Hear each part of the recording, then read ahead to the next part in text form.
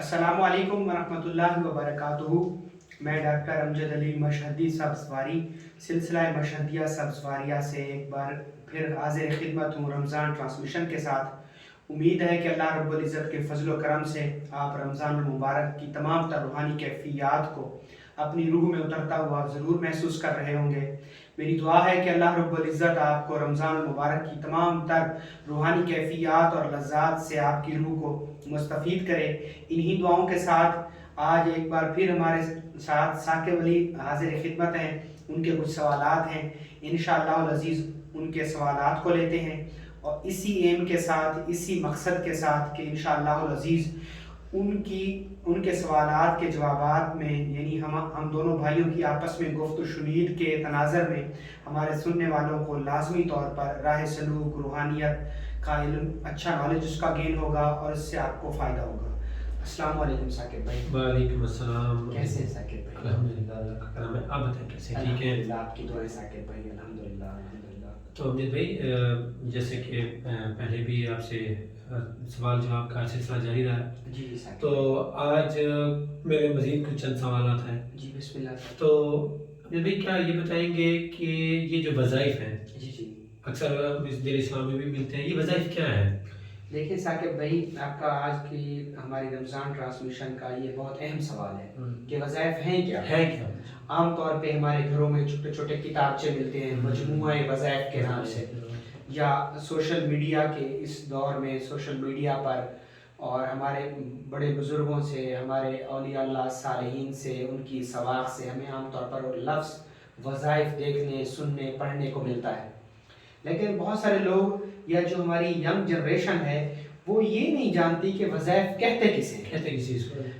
وظائف جو ہے وہ وظائف کہتے ہیں ایسا قرآنی عمل، ایسا قرآنی عمل، قرآنی آیت، یا کوئی اللہ تعالیٰ کا اسم اعظم، جیسے اللہ کے 98 99 صفاتی نام ہیں، ان میں سے کوئی ایسا نام جس کو روزانہ ایک وقت متعین یا تعداد کے ساتھ روزانہ کیا جائے،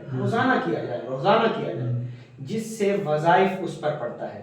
اگر کوئی شخص ہے وہ ایک دفعہ ایک دن 2 دن پڑھتا ہے پھر نہیں پڑھتا، ہم اس کو ورد کہیں گے، وظائف نہیں۔ جو وظائف ہے وہ باقاعدہ طور پر ایک جو ہے نا ایک روحانی عبادت ہے، اور وہ باقاعدہ طور پر ایک خاص جگہ اور خاص تعداد کے ساتھ اجازت اور اذن کے ساتھ کسی بزرگ سے ہمیں ملتا ہے۔ وہ قرآنی آیت بھی ہو سکتی ہے، وہ کوئی مدرا بھی ہو سکتا ہے، وہ فارسی عربی کا کوئی شعر بھی ہو سکتا ہے، وہ کوئی حضرت علی علیہ السلام اہل بیت سے منسوب کوئی منقبت بھی ہو سکتی ہے، وہ چہل کاف جیسے حضرت غوث اعظم کے اشعار پر مشتمل چہل کاف بھی ہو سکتی ہے۔ پھر اس کو ایک خاص ترتیب کے ساتھ اگر کوئی شخص بروئے کار لائے تو وہ وظائف کہلاتا ہے۔ وظائف سے۔ اچھا، تو یہ وظیفے لیے کیسے جاتے ہیں؟ ہم کس سے لے سکتے ہیں یہ وظیفے؟ دیکھیں ثاقب بھائی، آپ کا یہ سوال بھی بہت اچھا سوال ہے۔ ویسے تو پورا قرآن ہی وظائف ہے، پورے قرآن کو ہی ہم ورد و وظائف کے طور پر استعمال کرتے ہیں، لیکن جو وظیفہ لیا جاتا ہے نا، وظیفہ لیا جاتا ہے شیخ کامل سے۔ شیخ کامل کون ہے؟ جو کہ ہم جس کو پیر کہہ لیں، جس کو ہم اپنا مذہبی رہنما کہہ لیں، وہ جو خاص لوگ ہوتے ہیں جنہیں شیخ الوظائف کہتے ہیں، وہ لوگ جو وظائف کی دنیا میں ایکسپرٹ ہیں، ان سے ہم وظیفہ لیں گے۔ اچھا، اس کی کیا ضرورت ہے کہ سارا قرآن ہی وظائف ہے، سارا قرآن ہی خیر اور شفا ہے، تو ہم پھر کسی ایک خاص شخص سے ہی وظائف کیوں لیں؟ ایک سوال پیدا ہوتا ہے۔ بالکل ثاقب بھائی، اس کے پیچھے بہت بڑا تناظر ہے۔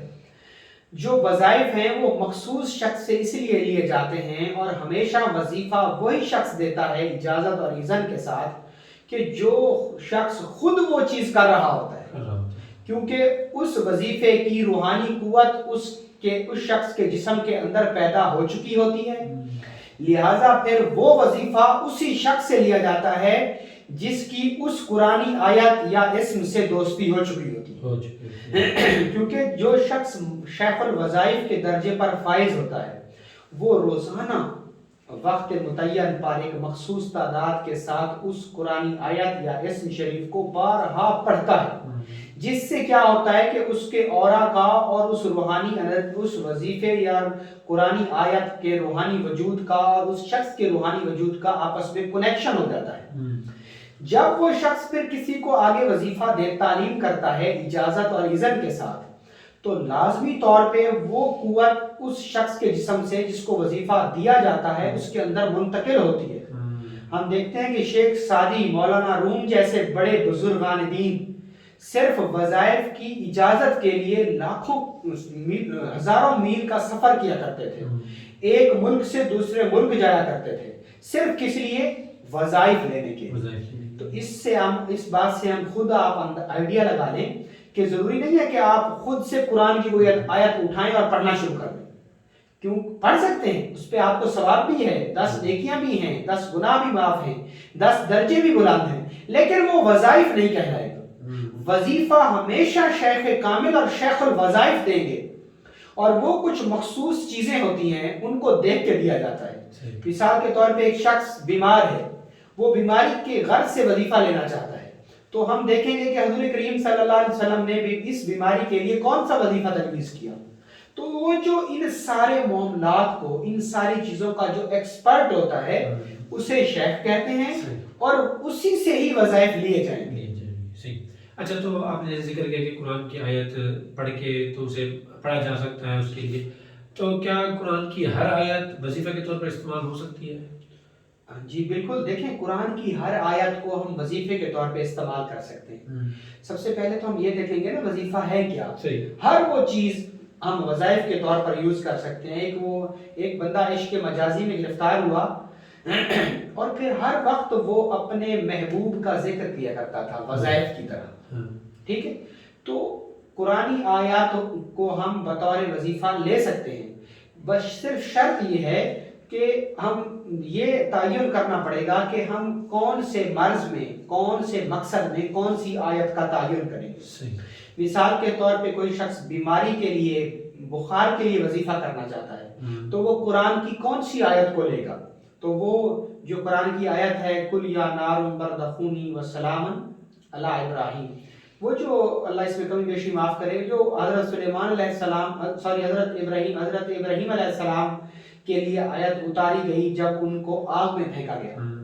تو چونکہ نبی کریم صلی اللہ علیہ وسلم کی حدیث ہے کہ بخار جہنم کی تپش سے ہے، اور اس کا علاج زمزم یا پھر پانی سے کرو۔ اللہ کے نبی جب بھی کسی کو بخار ہوتا تو حضور فرماتے کہ یہ بخار جہنم کی تپش سے ہے، لہٰذا اس کا علاج تم پانی سے کرو۔ اور اس دور میں زمزم کی بڑی اہمیت تھی، تو صحابہ کو زمزم کی بھی ترغیب دیتے حضور کریم صلی اللہ علیہ وسلم۔ تو جو تپش ہے، تو یہاں ہم دیکھ رہے ہیں کہ قرآن کی یہ آیت تپش کو کم کرنے کے لیے آ رہی ہے، یا پھر 7 سلام ہے، یا پھر سورہ فاتحہ ہے۔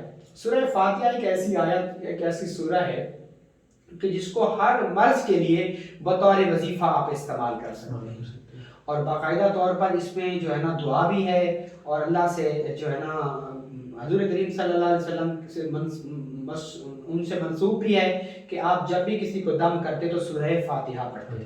تو قرآن کی ہر آیت کو آپ بطور وظیفہ کر سکتے ہیں، لیکن وہ پھر آپ کو اس میں اتنی آپ کے اندر سوجھ بوجھ ہونی چاہیے، جیسا کہ میں نے آپ کے دوسرے سوال میں عرض کی کہ وظیفہ ہمیشہ آپ ایکسپرٹ سے لیں، جو یہ جانتا ہو کہ آپ کی حاجت کیا ہے، اور اس حاجت کے لیے آپ اللہ کی کون سی صفت کو متوجہ کریں گے، تو آپ کی اس حاجت کا بہترین طور پر حل مل جائے گا۔ جی اچھا، تو وظیفہ کام کیسے کرتا ہے؟ مطلب یہ کہ پڑھنے سے، ایک چیز کے پڑھنے سے کیا اثر ہوتا ہے جس سے مطلب کہ ہمارے مسائل یا وہ چیز ساری حل ہو جاتی ہیں؟ تو یہ کام کس طرح سے کرتا ہے؟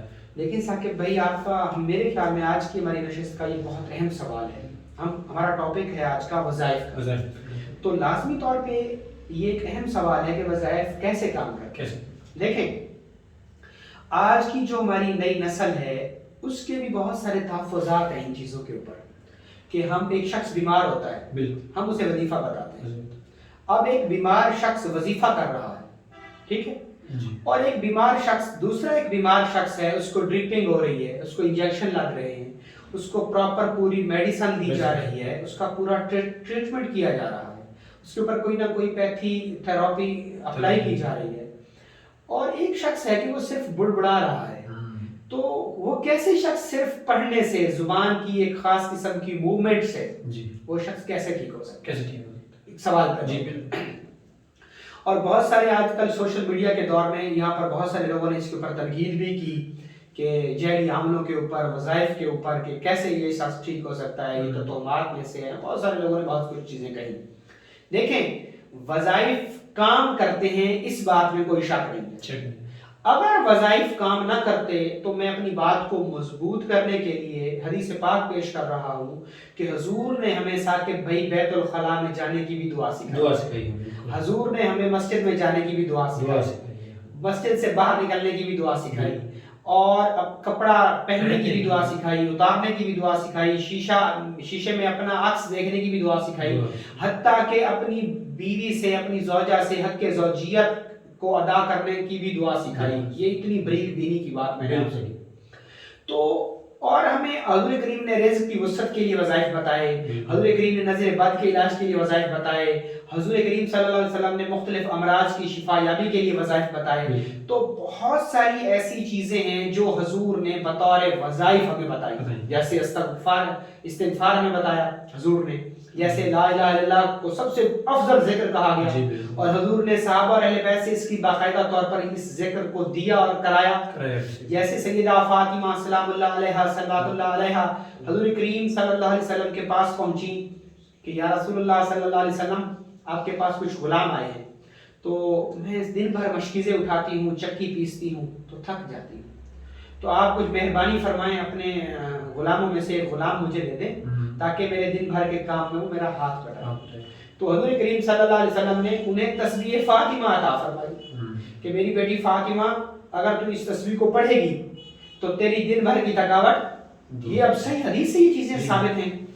تو وظائف اثر کرتے ہیں, تو حضور نے اپنی بیٹی کو خادم دینے کی بجائے وظیفہ دیا. حضور نے صحابہ کو وظائف دیے, سبحان اللہ و بحمدہ سبحان اللہ العظیم و بحمدہ استغفر اللہ. اس کے متعلق مشہور حدیث ہے کہ بارش کے قطروں کی طرح اللہ رزق بڑھا دے گا جو شخص اس کو پڑھے گا.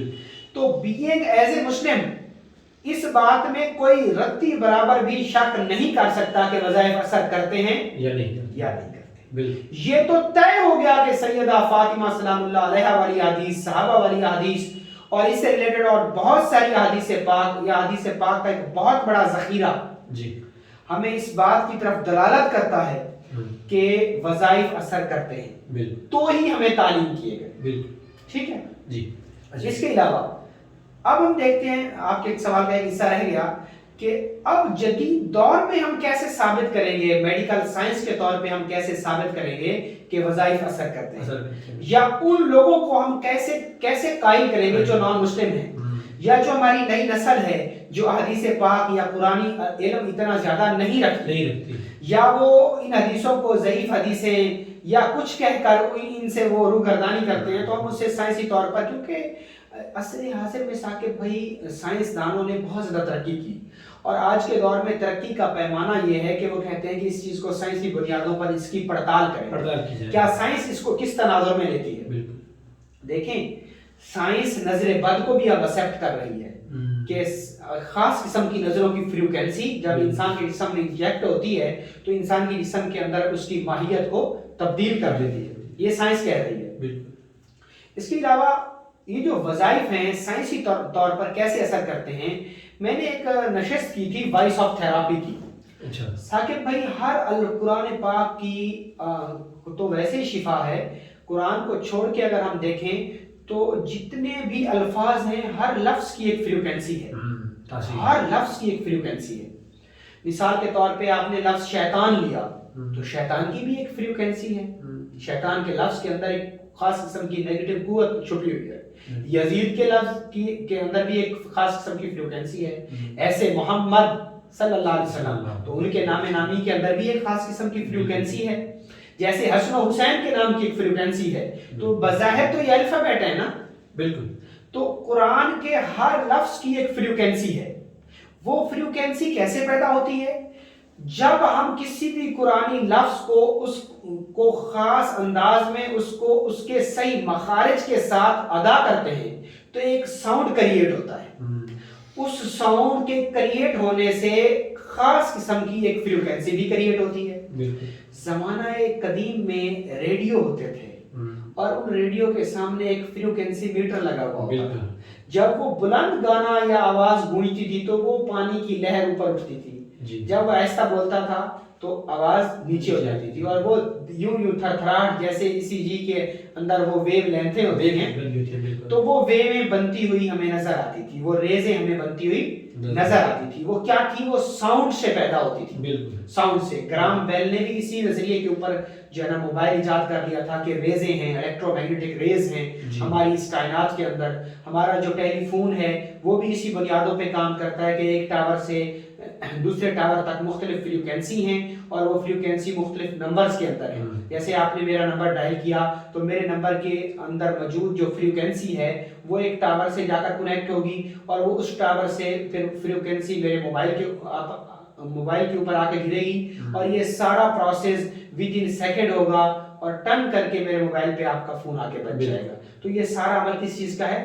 فریکوینسی کا عمل ہے۔ اور زمین فزکس کا قانون یہ کہتا ہے کہ ہماری زمین کے اندر شمال جنوباً ایک بہت بڑا میگنیٹ پڑا ہے جس سے الیکٹرو میگنیٹک ریز نکل رہی ہیں اور وہ ریز ہماری اس کائنات میں موجود ہیں۔ اسی کے اوپر ہمارے آپ دیکھیں نا فضا کے اندر سائنسدان سیٹلائٹ چھوڑتے ہیں ہماری اس کے اندر گلیکسی کے اندر، تو پھر اس سے مختلف تصویریں وہ لیتے رہتے ہیں اور پھر اس سے بہت سارے ٹی وی چینل بھی چلتے ہیں۔ ہماری چھت کے اوپر جو ڈش کا انٹینا پڑا ہے وہ فریکوینسی میٹر تو ہے، فریکوینسی کو ایکسپٹ تو کر رہا ہے۔ اب تو بڑے بڑے فریکوینسی میٹر بھی آ گئے ہیں کہ وہ قبرستان میں جاتے ہیں، اس فریکوینسی میٹر کو آن کرتے ہیں اور پھر بتاتے ہیں کہ یہاں پر ایک بہت بڑی قوت ہے، ایک بہت بڑی انرجی ہے۔ آپ نیٹ کے اوپر گوگل کر کے سرچ کریں تو فریکوینسی میٹر آ گئے ہیں۔ تو یہ تمام تر چیزیں ایکسپٹ کر رہی ہیں کہ لازمی طور پہ ہر چیز کی ایک فریکوینسی ہے۔ اب تو فریکوینسی کو ناپا جا رہا ہے، تولا جا رہا ہے، فریکوینسی کو ماپا جا رہا ہے باقاعدہ طور پہ۔ تو ایسے ہر ساؤنڈ کی بھی فریکوینسی ہے۔ آپ کو مزید بتاتا چلوں کہ تبت اور نیپال کے اندر نا وہ 7 دھاتوں کا ایک پیالہ بناتے ہیں اور پھر اس کو جب ٹن کر کے بچاتے ہیں نا تو اس سے ریز نکلتی ہیں، لہریں نکلتی ہیں۔ آپ نیٹ کے اوپر دیکھیے گا، وہ ایک پیالہ لے کے بیٹھے ہوتے ہیں، پھر اس کے اوپر سے ڈنڈی ایسے گھماتے ہیں، اس کے اندر جو پانی رکھا ہوتا ہے وہ پانی خود بخود گھومتا ہے۔ تو وہ پانی کیسے گھومتا ہے؟ انہی اس پیالے کے اندر موجود جو مختلف میٹلز ہیں، ان میٹلز سے نکلنے والی جو ریز ہیں اس سے وہ پانی خود بخود اندر گھومنے لگتا ہے۔ تو اور اس سے باقاعدہ طور پر علاج ہوتا ہے، اس علاج کو وائس آف تھراپی کہتے ہیں۔ آپ اس کی مزید مثال میں آپ کو اور دے دوں، سورہ رحمان تھراپی، اس سے بہت سارے لوگ ٹھیک ہو رہے ہیں کہ سورہ رحمان سنائیں، سورہ رحمان سنائیں۔ اس سے کیا ہوتا ہے کہ بہت سارے لوگ ٹھیک ہوتے ہیں صرف سننے سے۔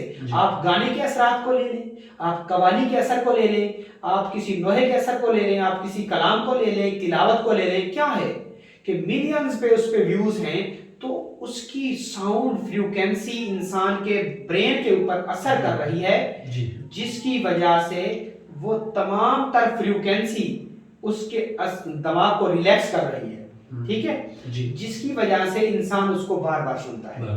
جب کوئی شخص خاص قسم کا وظیفہ پڑھتا ہے تو ایک ساؤنڈ کریٹ ہوتا ہے اور وہ ساؤنڈ بار بار بار بار بار بار کریٹ ہوتا ہے۔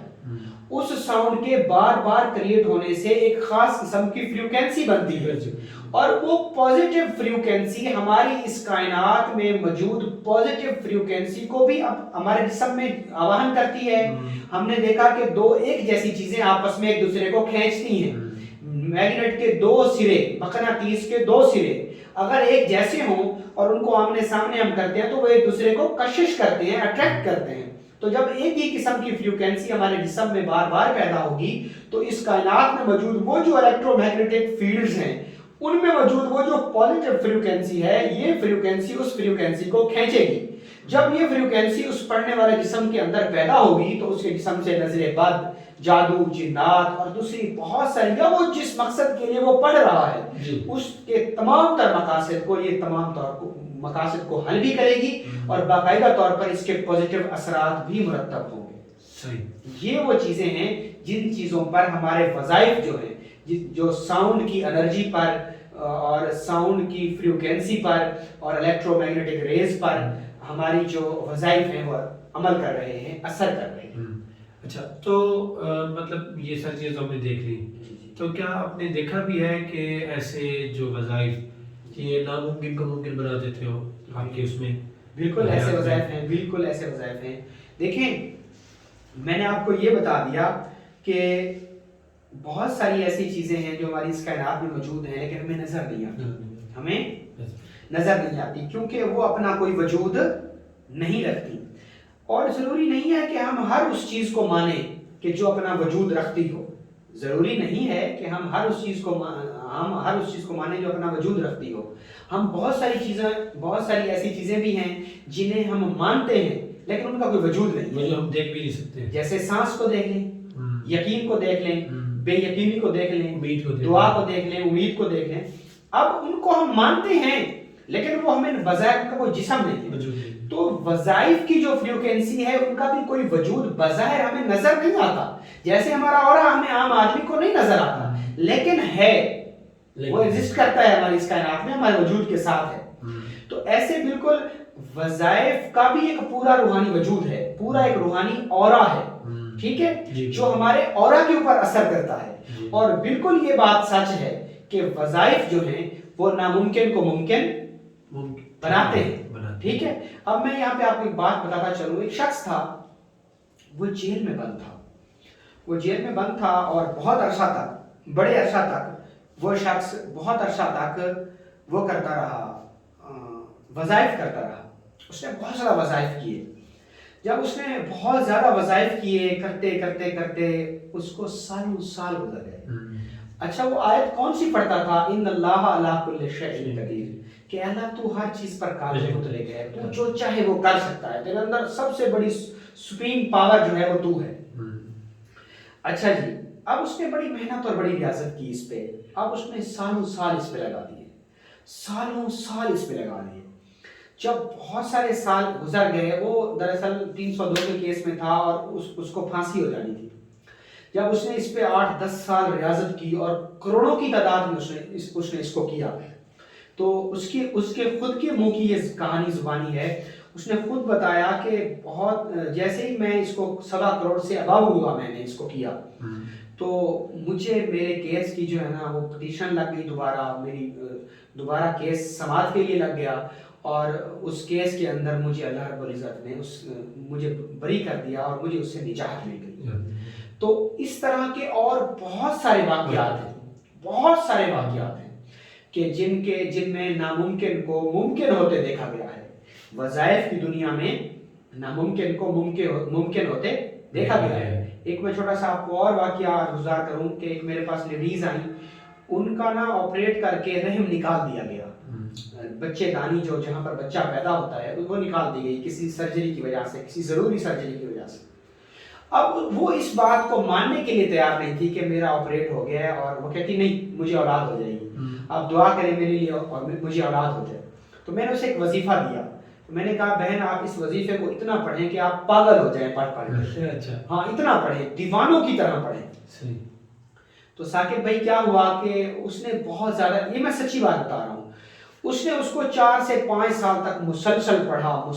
اچھا پھر اس طرح کے لوگ جو ہوتے ہیں وہ دھن کے بڑے پکے ہوتے ہیں، وہ پھر لگے رہتے ہیں کیونکہ انہیں اور کسی طرف سے کوئی امید نظر نہیں آتی. وظائف کام ہی تب کرتے ہیں اور یہ ناممکن ممکن ہی تب ہوتی ہے جب یقین کامل ہو. آپ کو خود پہ اور اس کیے جانے والے وظیفے کے اوپر سرل اور اٹل یقین ہو کہ میں جو پڑھ رہا ہوں یہ لازمی طور پہ امپاسبل کو پاسبل کرے گا، کیونکہ میں جس سچے رب کو اس پکار رہا ہوں وہ یہ قوت رکھتا ہے، وہ ان اللہ علی کل شیء قدیر کی ڈگری رکھتا ہے، اس کے پاس یہ صفت ہے کہ وہ جو چاہے وہ کر سکتا ہے. چنانچہ اس عورت نے بڑے یقین کے ساتھ، بڑی قوت ارادی کے ساتھ، یکسوئی کے ساتھ، ون پوائنٹڈ ہو کے، فوکس ہو کے اس نے اس وظیفے کو کیا. اور یقین کریں اس کے جسم نے دوبارہ رحم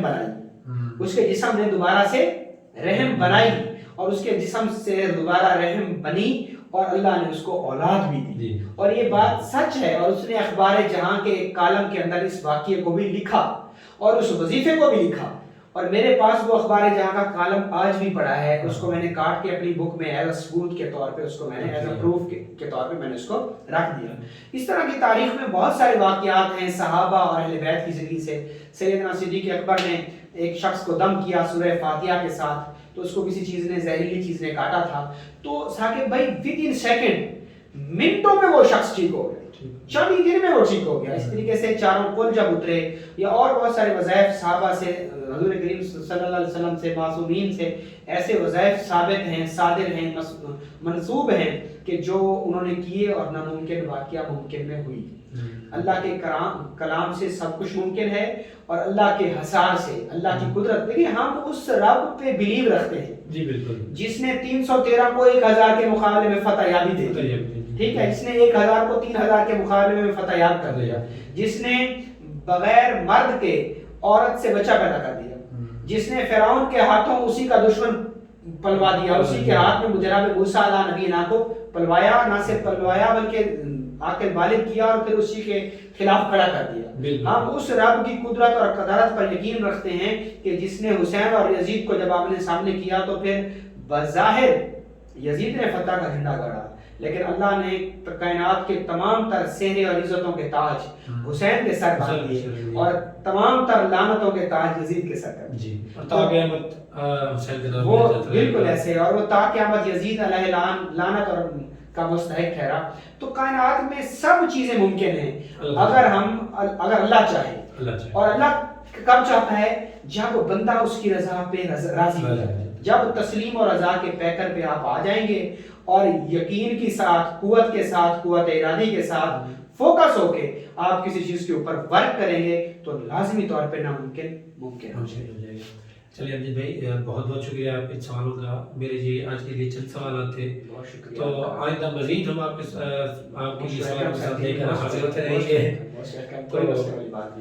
اللہ پاک خیر کرے۔ آپ کا بھی بہت شکریہ کہ آپ کے ساتھ ہماری رمضان ٹرانسمیشن ہوئی، اور اس رمضان ٹرانسمیشن میں امید ہے کہ ہمارے سننے والوں کو اس سے انشاءاللہ طور پہ انشاءاللہ العزیز لازمی طور پہ ایک اچھا نالج گین ہوگا، کیونکہ عصر حاضر میں سوشل میڈیا کے اس دور میں اور سائنس کے طغیانی مارتے سمندر میں کے اس دور میں بہت سارے لوگ بہت ساری چیزوں کے پروف مانگتے ہیں اور بہت ساری باتیں کرتے ہیں۔ تو میں نے آج کوشش کی کہ آپ کو وائبریشنز، فریکوینسی اور ریز کی اس ہماری کائنات میں موجود جو اس کی انوالومنٹ ہے، جو اس کا انٹرفیئر ہے، اس سے ہم کیا کچھ کام لے رہے ہیں، اور وظائف کیسے ساؤنڈ کریٹ کرتے ہیں، اور ان ساؤنڈ سے کون سی فریکوینسی، کون سی انرجی پیدا ہوتی ہے، اور پھر وہ انرجی کیسے ہمارے لیے کارآمد ثابت ہوتی ہے۔ تو ان تمام چیزوں کو ہم نے کوشش کی کہ آپ کو سمجھائیں، سلجھائیں، اور بہتر طور پہ آپ کا روحانیت کے اوپر جو راہ سلوک یا قرآنی اعمال سے جو پازیٹیوٹی اور فریکوینسی، ایک پازیٹیو ریز پیدا ہوتی ہے، اور اس سے پھر تمام تر چیزیں ممکن ہوتی ہیں، وہ تمام تر چیزیں ہم نے آپ کو سمجھائیں۔ امید ہے کہ ہماری آج کی گفت و شنید میں آپ بہتر طور پر یہ چیزیں سمجھ سکے ہوں گے۔ ہمیں اجازت دیں، انشاءاللہ العزیز اپنی ایک نئی رمضان ٹرانسمیشن اگلی نشست کے ساتھ آپ کی خدمت میں پھر حاضر ہوں گے۔ اس وقت تک ہمیں اجازت دیں، اللہ حافظ۔